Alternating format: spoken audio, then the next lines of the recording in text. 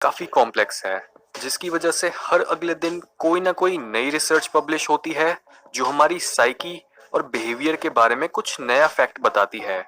और हम आज ऐसे ही 11 फैक्ट्स के बारे में बात करेंगे, जिसकी मदद से इस वीडियो के खत्म होते होते आप अपने बारे में कुछ नई चीजें सीख चुके होंगे।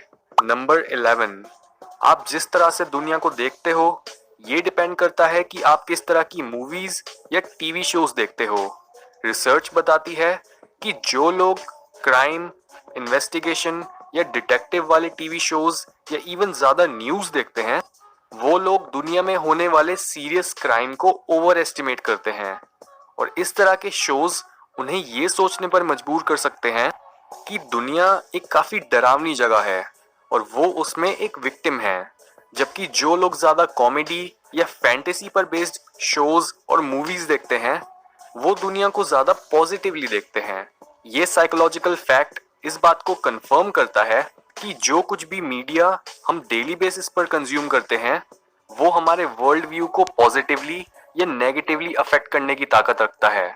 नंबर 10, हमारी सोच और हमारे दिमाग की चीजों को समझने की एबिलिटी हमारे कल्चर पर डिपेंड करती है। सोशल साइकोलॉजिस्ट रिचर्ड निस्बिट ने अपनी book the geography of thought में बताया है कि किस तरह से एशियन कंट्रीज के लोगों के मेंटल प्रोसेसेस अलग होते हैं वेस्टर्न कंट्रीज के लोगों से। यानी दोनों कल्चर्स की फिलॉसफीज, सोशल स्ट्रक्चर्स, रिलीजन और एजुकेशनल सिस्टम्स काफी अलग हैं, जस्ट बिकॉज दोनों जगहों पर रहने वाले लोगों को अलग अलग तरह की मुश्किलें झेलनी पड़ती हैं। इसी वजह से एशियन कंट्रीज जैसे इंडिया, जापान, कोरिया या चाइना के लोगों की थिंकिंग और प्रॉब्लम्स को सॉल्व करने की अप्रोच ज्यादा होलिस्टिक होती है और वो अनरिलेटेड दिखने वाली चीजों में भी छुपे हुए पैटर्न्स को ढूंढ पाते हैं। जबकि वेस्टर्नर्स की थिंकिंग ज्यादा एनालिटिकल होती है और वो हर ऑब्जेक्ट को बाकी चीजों से अनरिलेटेड और सेपरेट मानते हैं। ऑथर ने बुक में एग्जाम्पल देते हुए बताया है कि कैसे अगर आप वेस्टर्न लोगों को एक फोटो दिखाओ तो चांसेस हैं कि वो उस फोटो में मेन ऑब्जेक्ट पर फोकस करेंगे, जबकि एशियन कल्चर में बड़े हुए लोग फोटो के बैकग्राउंड और उसके कंटेक्स्ट पर फोकस करेंगे कि उस फोटो का ओवरऑल मैसेज क्या है। नंबर 9, हम एक समय पर सिर्फ 150 लोगों के साथ ही क्लोज रिलेशन रख सकते हैं। ये फैक्ट एवोल्यूशनरी एंथ्रोपोलॉजी से निकल कर आता है, जहां पर रिसर्चर्स हमेशा से ये जानना चाहते थे कि हर स्पीशीज के सोशल ग्रुप्स में जनरली कितने मेंबर्स होते हैं। और इसे पता करने के लिए रिसर्चर्स ने हर जानवर के दिमाग का साइज और उनके स्टेबल रिलेशनशिप्स के बीच का कनेक्शन ढूंढा। और तब पता लगा कि हमारे एंसेस्टर्स के सोशल ग्रुप्स हमेशा छोटे और उनके आपस में रिलेशनशिप्स टाइट रहते थे। सब लोग एक दूसरे को जानते थे और ग्रुप का सर्वाइवल बढ़ाने के लिए एक दूसरे की मदद करते थे। और ये ग्रुप बहुत लंबे टाइम तक 100 या 150 मेंबर्स के ऊपर कभी गया ही नहीं। यही रीजन है कि क्यों हम भी अभी तक लिमिटेड लोगों के साथ क्लोज कनेक्शंस बनाने के लिए ही वायर्ड हैं।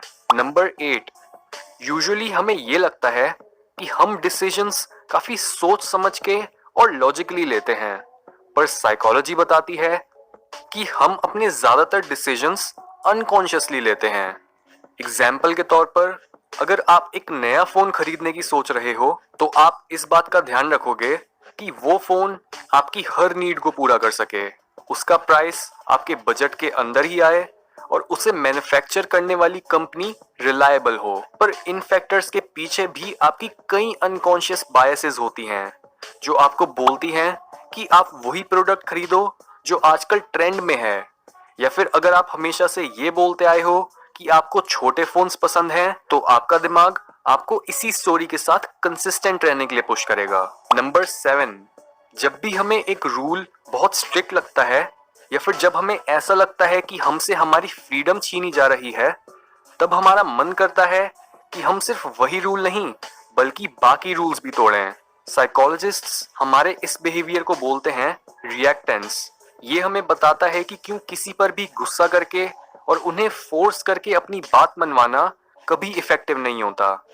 हम दूसरों की बात सिर्फ तभी मानना प्रेफर करते हैं जब हमें लगता है कि हम वो काम अपनी मर्जी से कर रहे हैं। नंबर 6, हम हर जिंदा या लाइफलेस चीज में ह्यूमन फेसेस और फेमिलियर पैटर्न्स ढूंढने की कोशिश करते हैं। जैसे कई बार हमें बादलों में एक शक्ल या कोई जानवर देखने लग जाता है। जिन लोगों को इसके पीछे की साइकोलॉजी नहीं पता, वो ऐसे पैटर्न्स को चमत्कार मानते हैं, पर साइकोलॉजी में ये फिनोमिनन काफी वेल नोन है और साइंटिस्ट्स इसे बोलते हैं पेरेडोलिया। एवोल्यूशन की वजह से हमारा दिमाग कॉन्स्टेंटली अपने एनवायरनमेंट में दूसरे इंसान, जानवर या काम आने वाले औजार ढूंढता रहता है, जिसकी वजह से इनसे मिलते जुलते पैटर्न्स भी हमारे दिमाग को ऐसे सिग्नल देते हैं जैसे हमें असली में कोई इंसान या जानवर दिखा हो। नंबर 5, आपकी सबसे इम्पोर्टेंट और पक्की मेमोरीज गलत हैं। अगर मैं आपसे आपके स्कूल का पहला दिन, आपकी फर्स्ट किस या किसी एक्सीडेंट के बारे में पूछूं, तो चांसेस हैं कि आप झट से उस मेमोरी के बारे में बता दोगे। पर रिसर्च के हिसाब से आपको इन मेमोरीज का ज्यादातर हिस्सा इनएक्यूरेटली याद है। साइकोलॉजी बताती है कि हमारी सबसे पक्की मेमोरीज को फ्लैश बल्ब मेमोरी बोलते हैं, पर इवन इस तरह की मेमोरी भी एरर से भरी होती है। और ये इसलिए होता है क्योंकि हमारा काम होता है अपनी मेमोरी से ऐसी जरूरी इंफॉर्मेशन निकालना जो फ्यूचर में काम आ सके, जिसकी वजह से आपको ज्यादातर ये याद नहीं रहता कि आपके पास्ट में एग्जैक्टली क्या हुआ था, बल्कि आपको ये याद रह जाता है कि आपने उस इवेंट को कैसे इंटरप्रेट करा था। नंबर 4, जनरली हमें वो गाने सबसे ज्यादा अच्छे लगते हैं जो हमने अपने स्कूल या कॉलेज टाइम पर सुने थे। और ये इसलिए होता है क्योंकि गाने सुनते टाइम हमारा दिमाग डोपामीन और उसके जैसे ही अच्छा फील कराने वाले केमिकल्स रिलीज करता है, और 12 से 22 साल की उम्र के बीच हमारा डेवलपिंग ब्रेन इन केमिकल्स को और भी ज्यादा मात्रा में पैदा कर रहा होता है, जिसकी वजह से हमें हर चीज ज्यादा इम्पोर्टेंट लगती है। और तभी अपनी लाइफ के इस दौर में हम अपनी म्यूजिकल मेमोरीज पर काफी ध्यान देते हैं और सालों बाद भी उन्हीं पुराने गानों को पसंद करते हैं। नंबर 3, आप अपने आप को फूड, सेक्स या डेंजर पर अटेंशन पे करने से नहीं रोक सकते।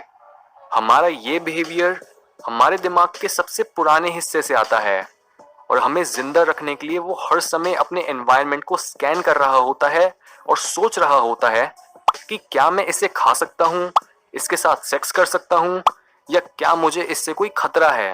सर्वाइवल के लिए इन क्वेश्चंस के आंसर बहुत मायने रखते हैं, क्योंकि खाने के बिना हम मर जाएंगे, सेक्स के बिना हम अपनी स्पीशीज को आगे नहीं बढ़ा पाएंगे, और अगर हमारी जान खतरे में है तो पहले 2 क्वेश्चंस तो मैटर ही नहीं करते। नंबर 2, हमें दूसरों पर पैसे खर्च करने में ज्यादा खुशी मिलती है बजाय अपने पर खर्च करने में।